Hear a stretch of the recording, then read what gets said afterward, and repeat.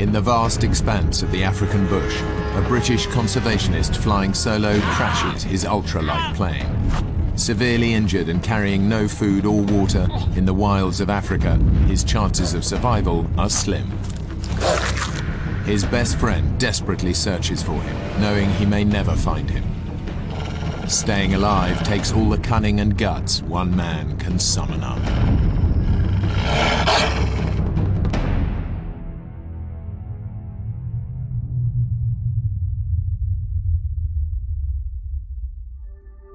Zimbabwe, Africa, home to some of the most varied animal life in the world, much of it under threat from poachers and encroaching civilization.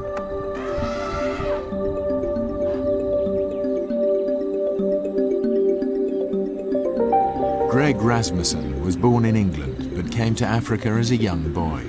For the past 12 years, he's dedicated himself to saving a rare species of African dog on the brink of extinction. I've always been passionate about wildlife from day one. I mean, even as a child, I love the bush, I love Africa. It holds an endless fascination. I mean, it's always changing, and there's just so much to learn. It's like a book that just never ends. Greg is one of the few pilots in the area, and even though he's busy with his own project, he's agreed to help a fellow conservationist search for a lost rhino. People very concerned about the rhino, and National Park said, would I assist? And I said, of course I will. If wildlife needs help, I'll help. Greg's a capable pilot, but flying a plane and tracking animals requires intense concentration, and he'll be flying over unfamiliar terrain. And I was aware of that, I was fully aware of that, but we had rhinos that needed locating. There were poachers out there. I mean, you can't turn your back. I can't turn my back on things like that.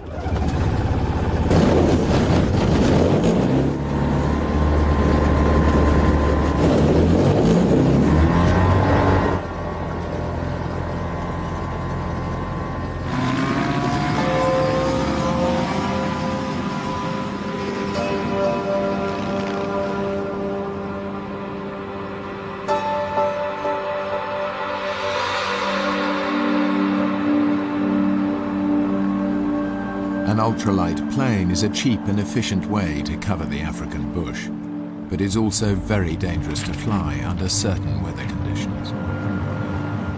Temperatures in the day can be very, very hot.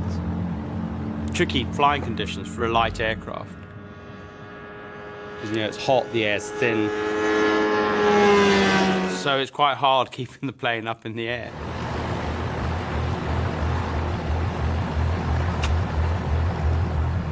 This was a very harsh, dry, rocky, rugged area. I'd never flown that area before, and I realized I was in a completely different territory.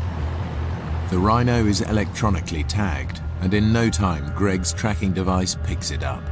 I just found it. I hadn't actually seen it, but I realized that it was alive by this movement signal. And I was just starting to circle out. And as I turned the plane,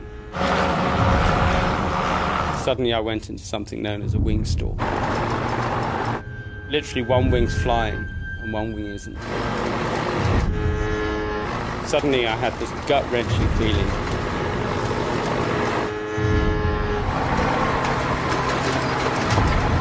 I put full power on the rudder. Pulling back on the stick, I was doing the right thing, and it wasn't working. And the plane started to go down in a spiral. And the ground were coming up pretty damn fast. And then there's a split second. You know you passed the point of any return.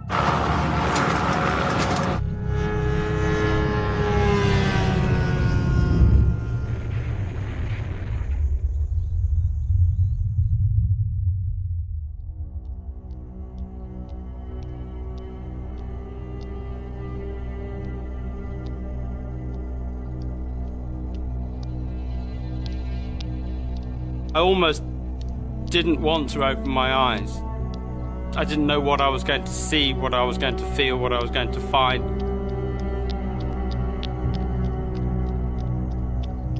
I was totally dazed, stunned. And I was like, I'm alive. I'm alive. And at that second, petrol started dripping over me.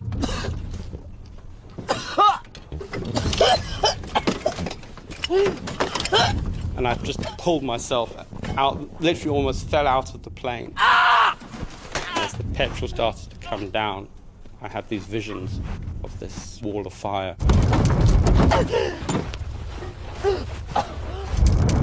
And I could just see myself being incinerated alive. And I knew my legs were doing nothing. I couldn't do anything with the legs at all. But I just had to get away from this plane. I mean, this thing was a nightmare now.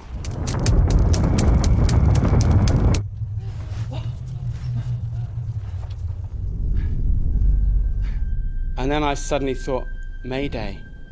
I've got to call Mayday. And I didn't want to go back to that plane. I didn't want to go near it.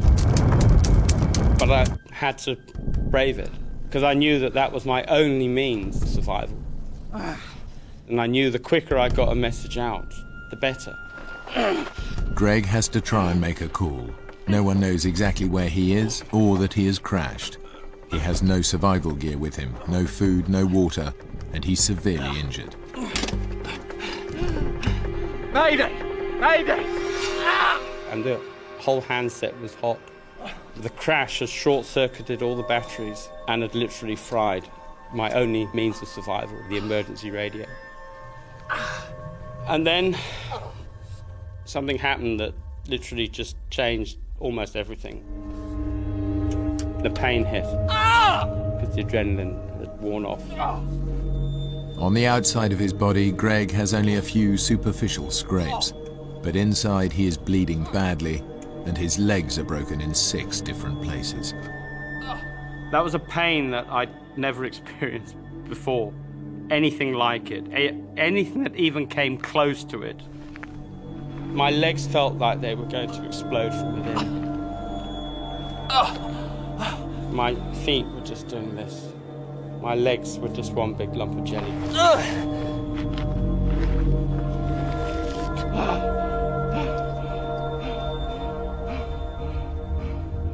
And I realized I had to stay in control. You know, I had to be in control of the situation, because if you lose control, that's it. I was going to be a goner.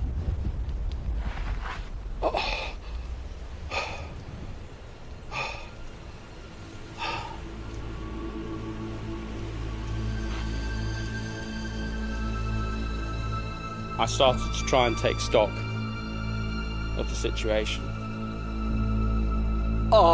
And it was quite a harsh reality. I suddenly realized there was no 999. There was, you know, if I was going to get out of this, it was only going to be me and me alone.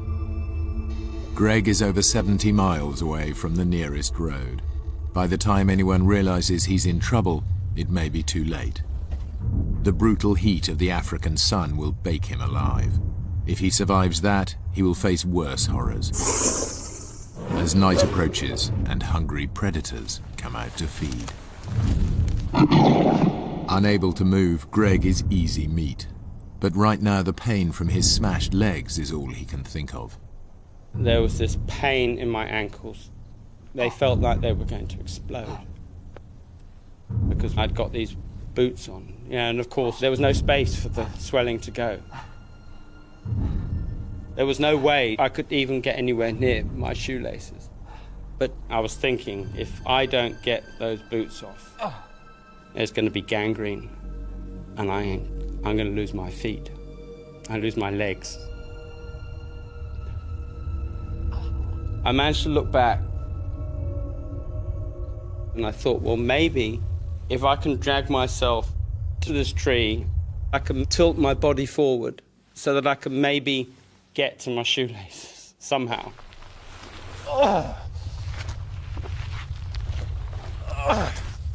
I wanted to stop that pain. Because, I mean, it was like my foot was exploding.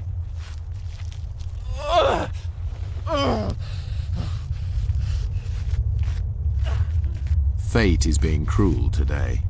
The closest tree to Greg is a thorn tree. But as its thorns dig deep into his back, Greg realizes they might be useful. And I managed to just break a twig off that was about a foot long, and it got a hooked thorn on the end of it. And I lay there and I could hardly focus. There was just so much pain. I started to pick the shoelace. I thought, well, this is all I've got.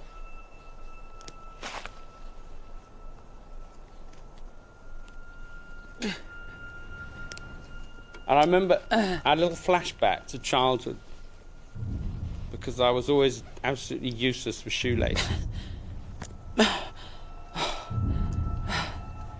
I then realised I had one chance. If I pull and the knot doesn't spill, then I've blown it. That's that foot gone.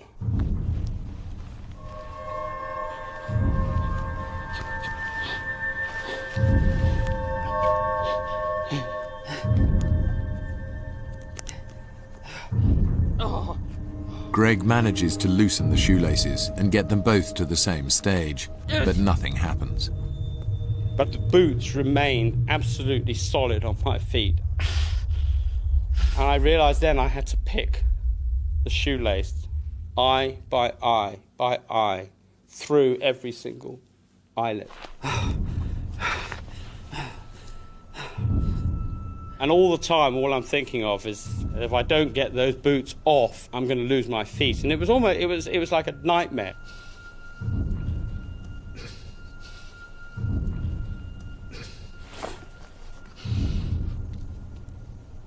Ah! I had to remain as focused as I could.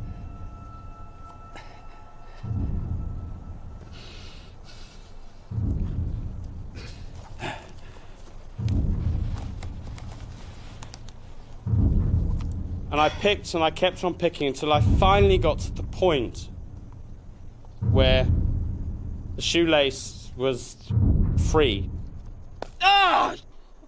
Loosening his boots isn't having the effect Greg expected. The pain is just as bad because his feet keep swelling up to fill the newly expanded space. He has to try something else. I saw a stick. And that was all there was. I thought, well, that's the only tool there is that I can see other than rock. I'll go for that. And as I even just touched the shoe, the pain was just, it was terrible. And I thought, oh my God, I'm not, you know, and now I've got to push this. And absolutely bizarre, you know, then I had a flashback to a movie. You know, I mean, ridiculous. It was a John Wayne movie, you know. Oh, well, you bite on that while I cut this. And I grabbed this stick.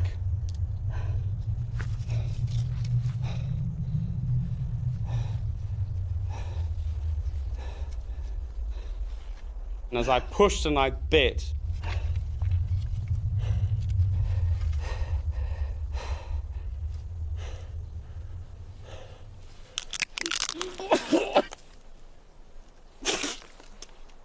this stick was just rotten. It was full of termites.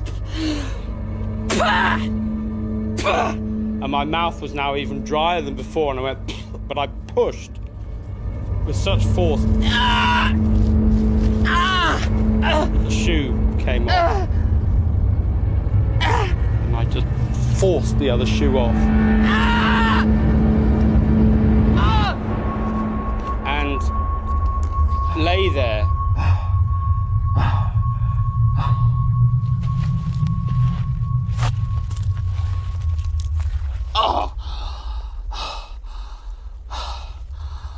And I looked at my watch.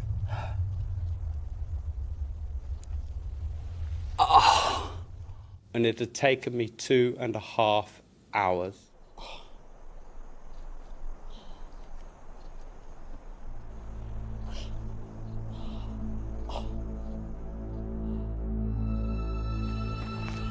200 miles away, Greg's best friend and colleague, Peter Blinston, waits for him to return. Together they run a conservation project dedicated to saving the African painted dog, one of the world's most endangered species. We have this same passion for the dogs. We have a lot of belief in each other's abilities. And that just comes through at the end of the day. Peter, phone call please. And the phone rang. I just felt nervous. This kind of sense of something's wrong. Yeah, Peter. It was Norman English, he's the warden over at Cinematella. He said, Greg's missing. People talk about this kind of cold hand or something that grips you, but I really did just go like icy cold. I was then thinking, I have to find him. In the heat of the midday sun, the temperature is now over 100 degrees.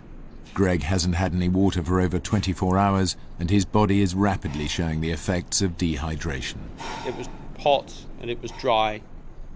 There wasn't an ounce of moisture in the air. I hadn't drunk the whole day because an elephant had destroyed the water pipes in our area where I'd taken off from. It wasn't like feeling thirsty at all. It was almost like being tortured. Everything was just so dry and your skin just didn't feel like skin anymore. There was no texture to anything. You know, you tried to touch with your tongue to touch the roof of your mouth. It just felt like it wasn't there. As Greg lies out in the open, a vulture, quick to sense a meal, lands on a nearby tree. And I thought, not yet. Yeah, I'm not ready for you, mate. It was scorching hot. You know, dehydration was going to be my next enemy to deal with. But also predators was a major concern of mine. The animals that Greg devotes his life to saving could now turn against him. The landscape is alive with wild beasts looking for food. They may look sleepy and harmless in a city zoo, but in their natural habitat, they are deadly.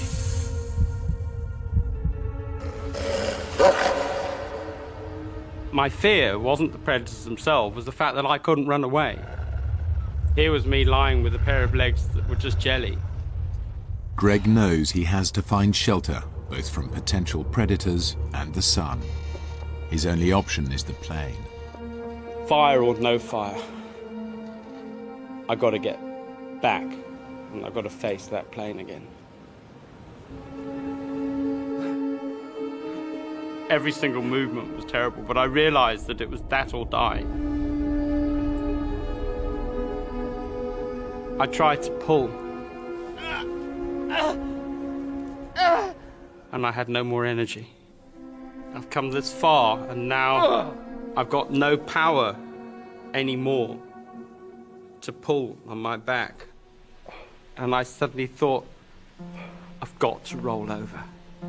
Because he's a biologist, Greg knows that some species move more efficiently on their stomachs. I thought, how am I going to roll over? How? I had 2 shoelaces and a stick. I made a loop on the end of one shoelace and tied it onto the end of the stick. I hooked the stick underneath my leg. And I knew that this was going to be one very, very painful experience. And I had to just concentrate on what I was doing, because I knew what was coming. I almost had the fear of pain before it came.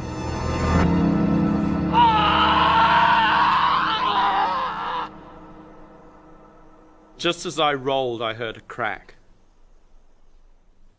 It wasn't the stick, it was my pelvis was broken. With the temperature now hovering at 110 degrees, Greg is literally frying in the sun. As he drags himself towards the shade of his downed aircraft, his thoughts turn to other dangers that threaten his life. Being in the bush for so many years, you get to know absolutely every single noise. You know every footfall. You know which footfall belongs to which animal.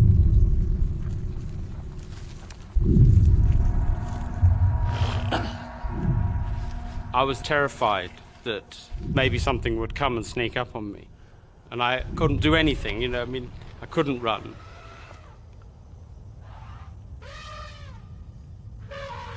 And then I heard elephants, a whole herd. It is in fact an entire herd of elephants, and they're moving right towards him.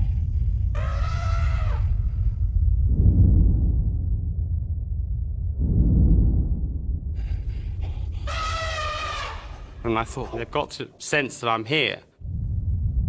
If they detect you at the right moment, that's fine. If they detect you too late, that's the scary bit. Because then you're in their attack distance. And I thought, if the wind is wrong and they don't detect me until the very last minute, that's when I'm in trouble. And then suddenly there was this huge screech of... And I remember just thinking, oh no, please, just don't stampede. And I just had this absolute fear that I'm going to be trampled.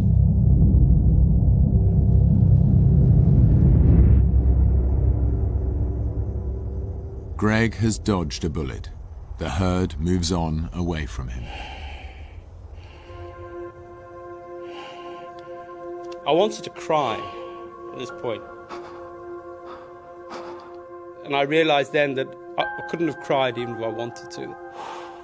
There was no moisture for me to expend on tears. They wouldn't have come anyway.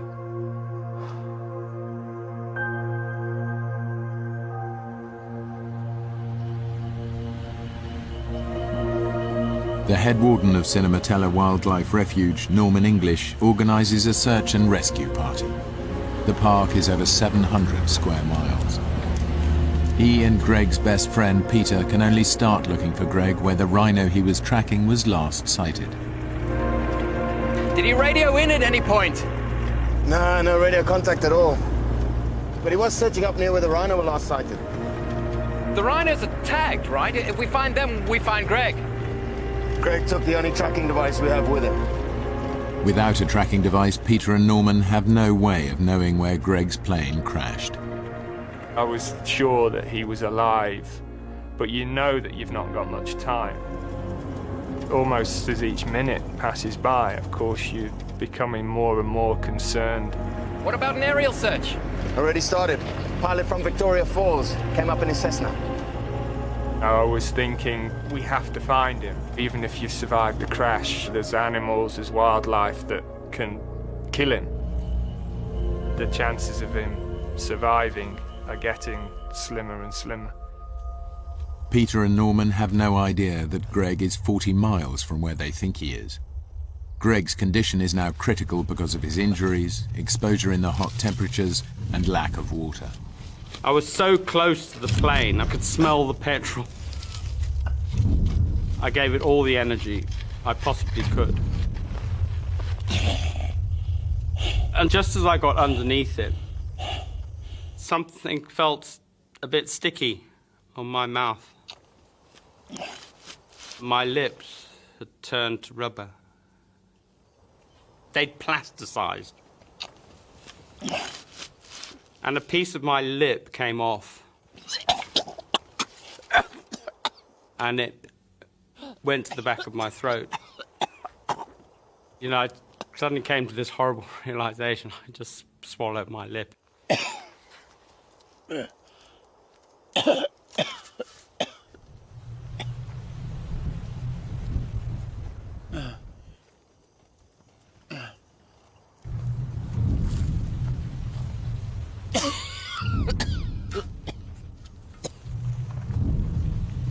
But But within moments, Greg has a new worry. He hears the sound of an animal walking nearby. It was lion footfall. And I listened very, very carefully, and it was getting closer and closer. And then I heard this call. It was a lioness. And lionesses have a very distinctive call they use when they're calling cubs. And obviously, because she was a mother with cubs, that makes her far more dangerous. Greg knows that animals in the wild have a unique defense strategy. They make sharp, sudden noises to scare off their enemies. As the lioness moves in closer to Greg, he knows that creating a noise at the right time is his only defense. When he finally sees the big cat's silhouette, he makes his move.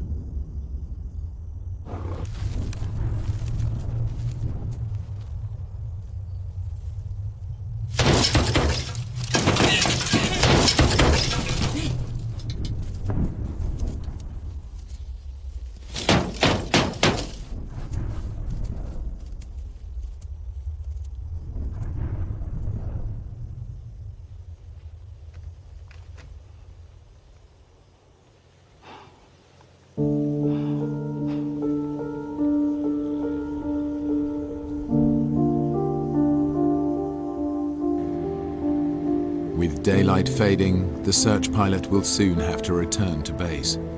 There's still no sign of Greg or the wreckage.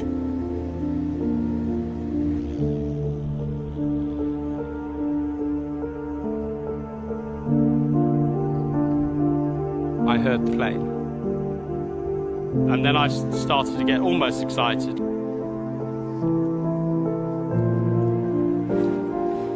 And then I thought, no, I'm still a needle in a haystack. They had an area to search of about 1,000 square kilometers.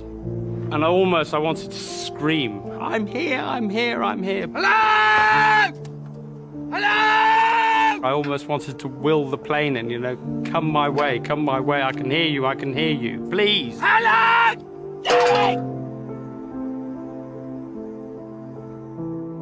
And then there was silence. I remember that silence now so well. It was killing. Nothing is going to happen now until tomorrow morning, at the very earliest. And I've got to start thinking about the night. And of course, as a biologist, you know the night is always a dangerous time anywhere.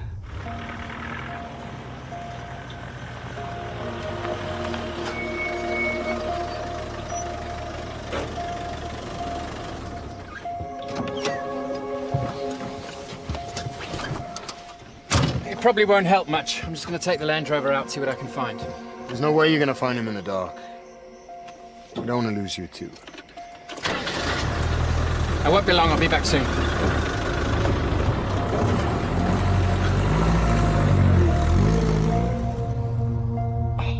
I suddenly came to the harsh realization that there's not much left of me. I'm a mess. And I actually, at that point, I thought, do I really want to carry on?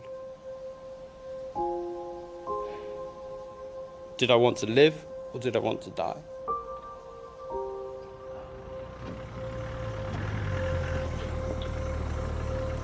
As the night closed in, it was that awful feeling. It was really awful.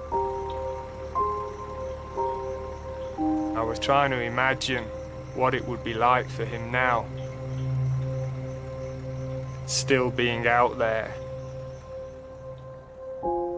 I thought about my life, and I thought, well, I've had a good life. I have achieved.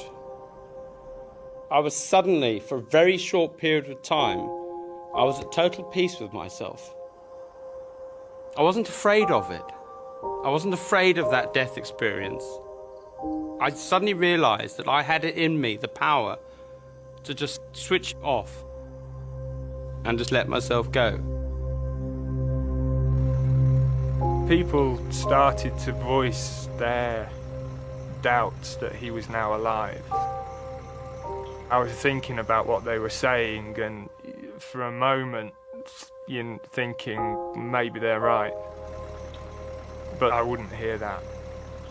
Greg wouldn't give up, and neither will I.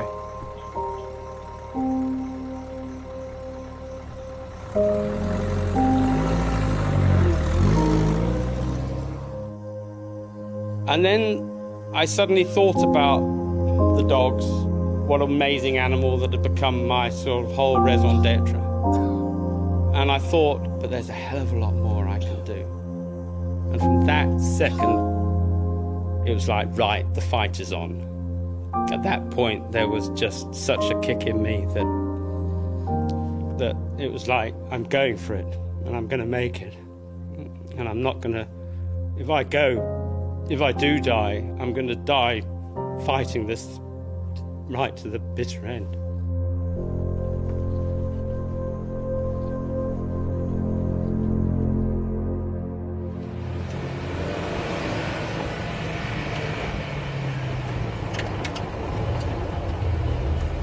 Night comes on very quickly in Africa, and with it a blanket of darkness that provides cover for the predators.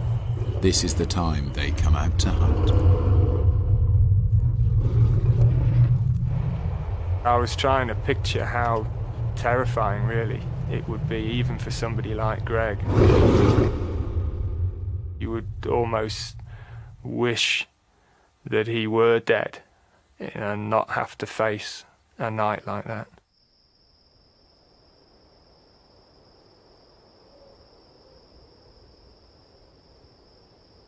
At that point, there was this total silence.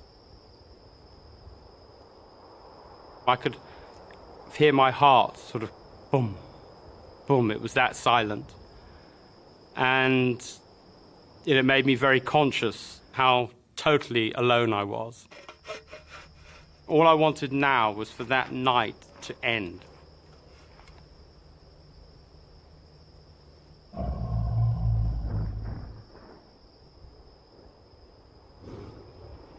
I had this nightmare that a hyena was going to come up behind me. I know what hyenas are capable of. Bone crushers, as they're also known. They've got the most powerful jaws of anything. I also know someone who was carted off by a hyena, and he was a fully able-bodied man, but he was sleeping and they dragged him away. That was the biggest scare of the lot, that a hyena might come up behind me.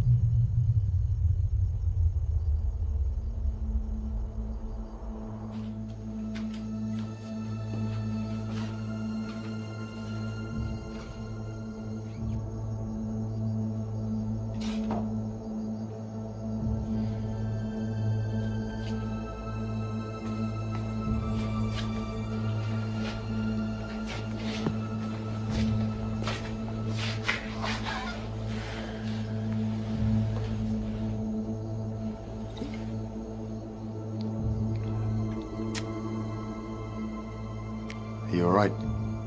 Yeah. Thanks, Norman. Peter, the men feel like Greg may not have made it. He'll get through this. He's a stubborn bugger.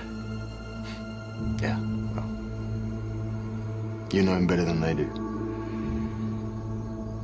They, don't think there's any point in him going out again tomorrow. He's alive, okay? You know Greg. He wouldn't give up. I won't either. I'll talk to the pilot and the others, see if they can give us another morning at least. Thanks.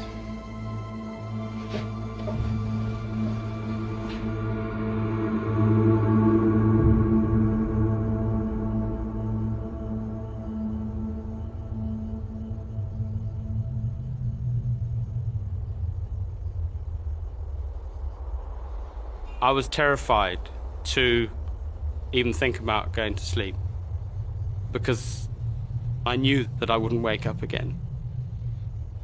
That would be it.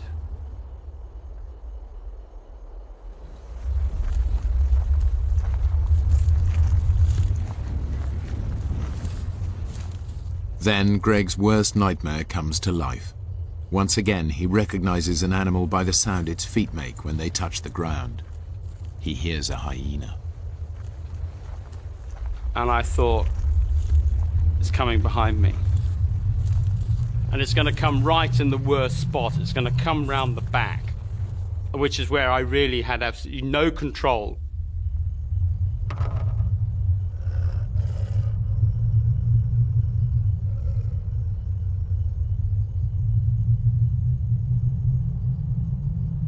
Once again, Greg uses his knowledge of animal behavior. He grabs hold of his stick and gets ready to hit the plane with it and create a noise to startle the beast.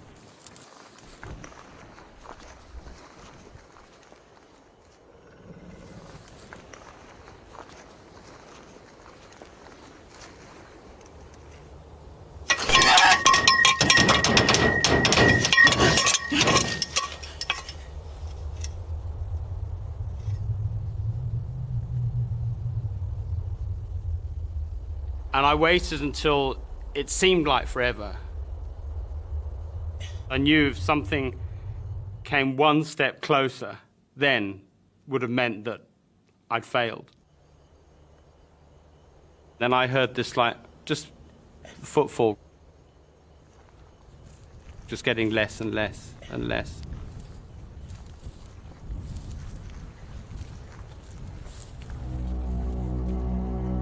I remember lying there at that particular point thinking, is there anything else that's going to be chucked at me? You know, what else is going to come? You know, what other brick's going to come down? Greg does his best to stay positive. In 1 hour the sun will rise and he will have made it through the night. But it is one very long hour.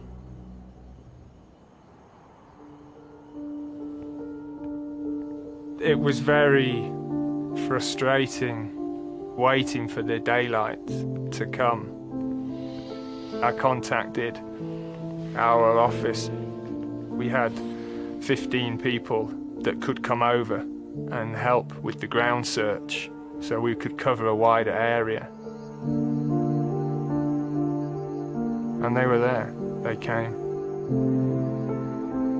ready and waiting to help with the search.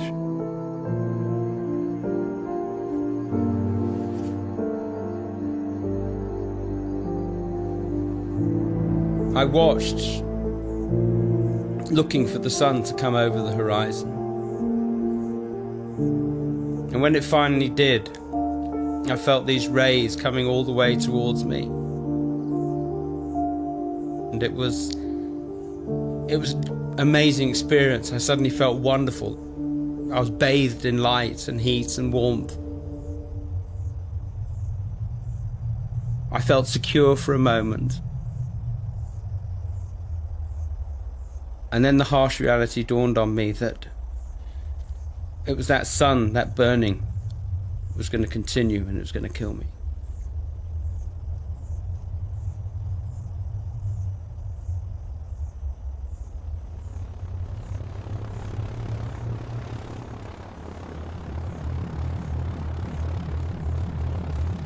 At first light, the spotter plane sets out again.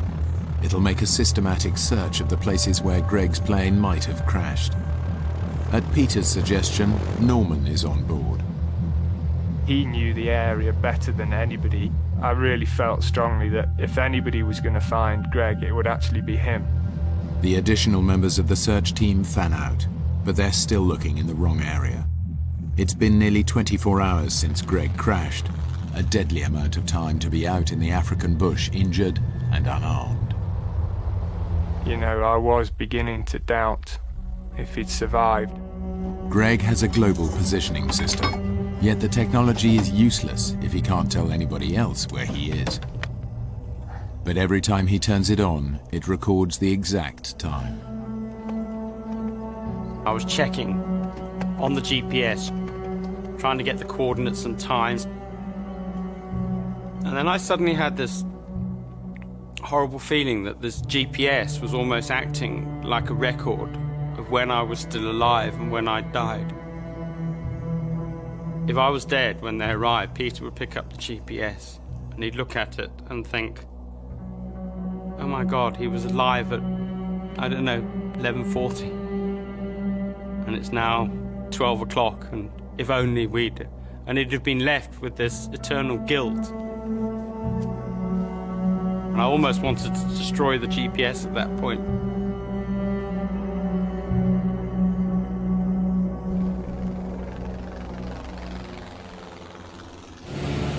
Norman to Peter, can you read me? Over. Norman to Peter, can you read me? Over. Receiving. There's nothing from up here. Even an elephant can merge into this landscape. We're going to try another area. On a hunch, Norman decides to go back and check along the beginning of the route that Greg would have taken. Nearly 24 hours has passed, and Greg's body is desperate for water. I managed to grab a piece of the broken windscreen. I had this mad idea to see if it would collect moisture.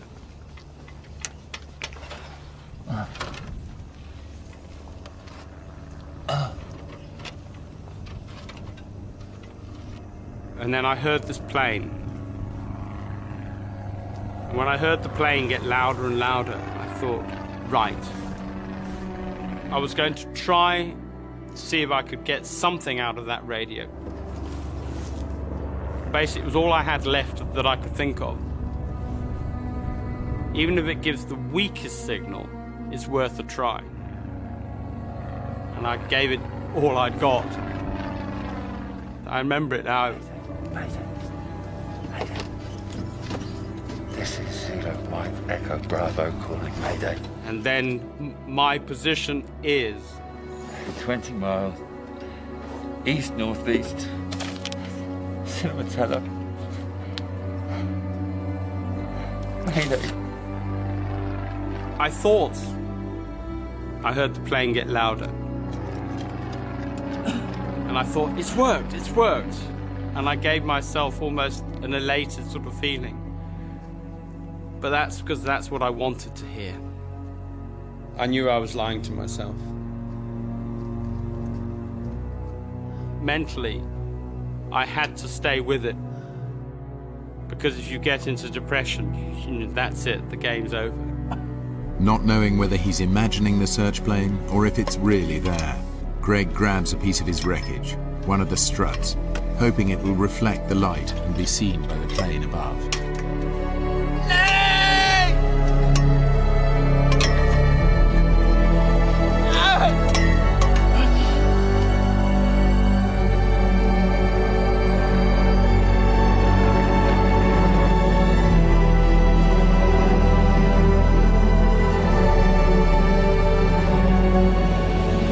Mayday, all search parties. We've located the wreckage. 40 miles south of the main search area. No sign of Greg.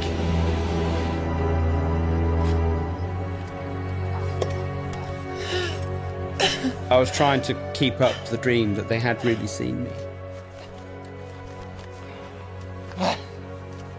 But I realized I had to keep telling myself this lie. Because I did know that I was reaching the point of no return.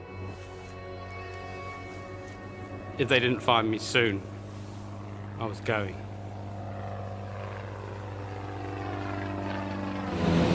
We can't land, I repeat, we can't land, we're gonna have to go by road. Meet back at the base camp immediately. I repeat, meet back at the base camp immediately. I felt numb. I wanted to see, you know, what was there. I wanted to see Greg. I wanted to just get to the site.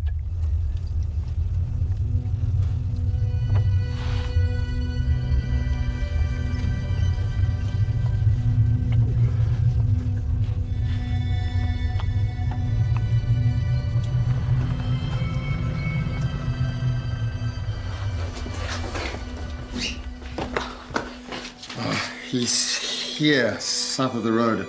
The rhino's obviously moved. Okay, let's move it. Peter, I didn't see any sign of life. I don't know if it's a good idea that you come. I need to see him. I was really afraid. You're just thinking, okay, we've found him, but we don't know what we've found yet. And you imagining all sorts of horrors.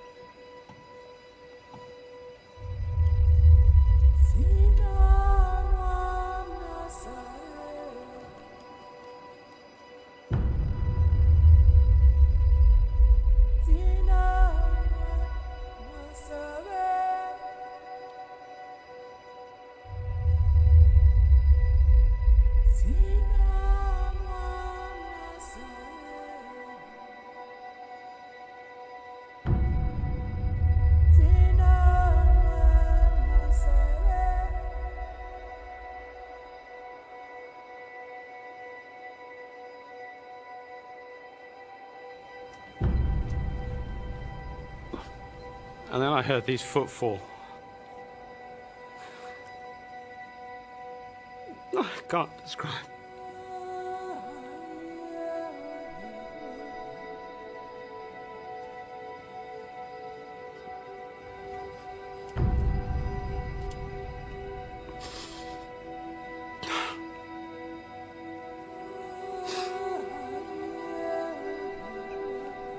Of course, I knew what footfalls those were.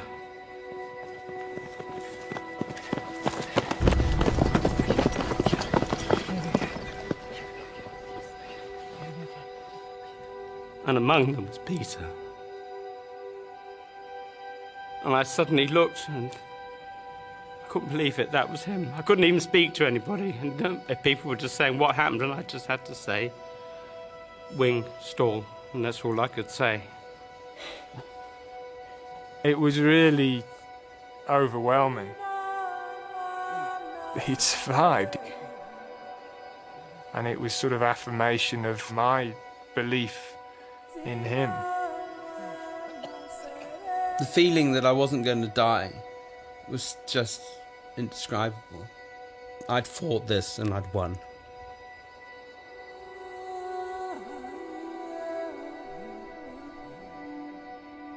And somebody came up, I hadn't got a clue who it was.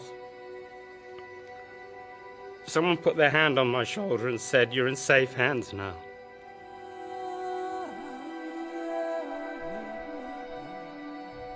Since the accident, Greg has undergone more than 100 operations to save his legs.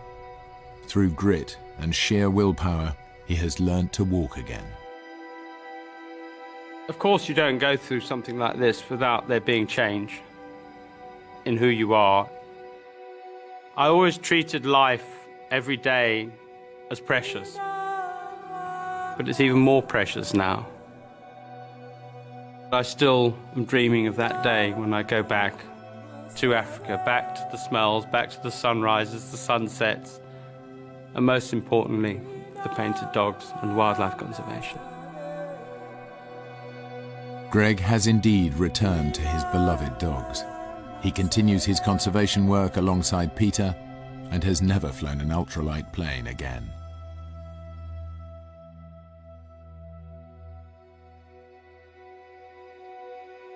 Tina.